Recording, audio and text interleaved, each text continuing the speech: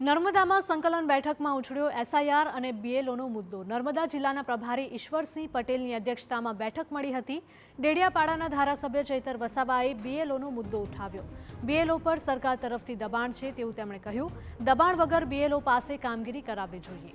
જે કામગીરી હોય તે કામગીરી કરવી જ પડતી હોય છે। બીએલઓ અને આપણે બધાએ ભેગા થઈ સમય મર્યાદામાં કામ પૂર્ણ કરવું પડે। બીએલઓ પર જે હાલમાં દબાણ છે સરકાર તરફથી, એવી રીતના હેરાનગતિ કે દબાણ બીએલઓને નહીં આપીને કામગીરી શાંતિથી કરાવવી જોઈએ। ચૈતર વસાવાએ સવાલો ઉઠાવ્યા હતા। ત્યારે રાજ્ય કક્ષાના પાણી પુરવઠા મંત્રી અને નર્મદા જિલ્લાના પ્રભારી ઈશ્વરસિંહ પટેલે જણાવ્યું હતું કે બીએલઓની જે કામગીરી છે તે તેમની ફરજ છે, જે પૂરી કરવી પડે છે। 7 ફેબ્રુઆરી સુધીમાં મતદાર યાદી બહાર પડવાની હોય।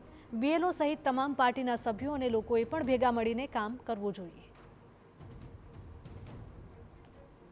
બીએલઓની કામગીરીથી ટીચરો નિરાશ છે અને કેટલી આત્મહત્યા બી થઈ ગઈ।